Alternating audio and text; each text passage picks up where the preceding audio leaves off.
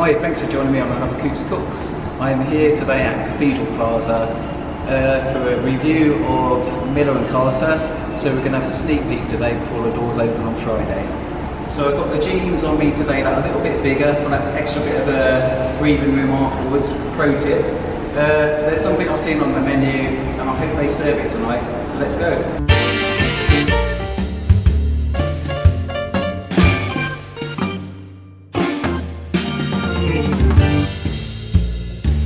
So at this point in time I've got to tell you that there was no video inside the restaurant today. Understandable really, it's a soft opening. So I'm going to have to show you some pictures and I'll just talk over them. They're very nice though. And don't worry, I'm not in the toilet hiding taking this, I'm at home now. So starting with the drinks menu, a good selection of cocktails. You've got your traditional cocktails of course and some surprises in there as well. Like a chocolate orange, old fashioned, and I had a regular old fashioned as well. Being a brand new restaurant, the decor's gorgeous. It's got a really nice high-end feel to it. But I wouldn't say you have to dress up to go there. But at the same time, you could make a nice night of this. You could have a nice celebration meal, an anniversary, Valentine's Day night, a date night, go with your family, or even a business trip to impress clients. There's seating there for couples, there's seats there for 4 people at a table, and on the right hand side, just in front of the actual kitchen, or booths for large families. Moving on to the menu and the starters, there's a lot of interest there, lots of variety. There's sharing board, a meze platter, there's things that you can just eat on their own. I had the hoisin sticky duck wings, which were amazing. It's all the best things of getting duck from a Chinese, and then you get that really crispy skin. And if you like wings, this is perfect. They're nice and big as well. So 4 we shared those between us, but that's quite a big portion to be honest with you. You get quite a lot for your money. Moving on to the rest of the menu, you really come here for the steaks, but if you're a fussy eater or you just want something different, you've got your standard burgers there, ribs, chicken, and there's also some fish as well. As mentioned, you really come here for the steaks, and we've got a nice selection of sirloin, ribeyes, rumps, bistro rumps, fillets. There's even grain-fed ribeyes as well, and grain-fed sirloin. I like this little touch here because I like to be educated when I go out. I like to learn new things, and I like the restaurant to know what they're talking about as well. And if you're not too sure about meat, you know, you're not an aficionado for example, you can just look at this guide here, this key, and it'll tell you exactly all the cuts of the meat you're going to get. So this shows you all the different types of way of cooking the meat. So if you like it blue, you can have that, all the way up to well done. Did they do it medium rare like we asked? We'll have to see in a bit. But going with the steak, you got some nice sauces. With ours we had the blue cheese and truffle oil, which was really, really nice. I'll show you that. A lot of interest in the sides, not your just standard chips. You've got ribs there if you want more meat on top of meat.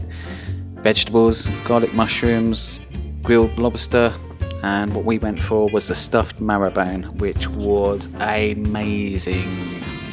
And talking of amazing, this is what we went for. We went for the long bone tomahawk. And this was quite funny because it was like a big reveal. The guy made me shut my eyes, and it was like a bit of a birthday party kind of thing. So when the steak came out, I had my eyes shut, and then they told me to open it, and there was the tomahawk. Hilarious, you're saying, but you had to be there. It was really, really good. This steak was so good that I'm just going to pan across it for a few seconds. Welcome to Coops Imaginarium. Imagine there's some Marvin Gaye sexual healing playing, which I'm not allowed to play for copyright reasons. Blue cheese, not a fan, but hang on a minute, let me finish. I actually like this, it was really good. It was recommended. I didn't think I'd like it because blue cheese is really strong, but it was really, really delicious. I think there was a little bit of Madeira in there maybe, something boozy. But it's really good to dip your chips in and also put on your steak. This was really interesting. It was an onion loaf, and if you've ever been to the States and had an onion bloomer, you'll know what I'm talking about. Normally it's an onion cut into wedges, deep fried in a kind of flour and seasoning, and then you take the bits off like orange segments and you dip them into a sauce, normally like blue cheese or ranch. But this was in the loaf form. I definitely recommend this, and it came with the steak. Here's some more panning of that gorgeous steak, and I know you've been asking yourself, was it cooked to perfection? Did it come medium rare like I asked? boy oh boy did it. Look at that, and look how juicy it is as well. Pink and beautiful.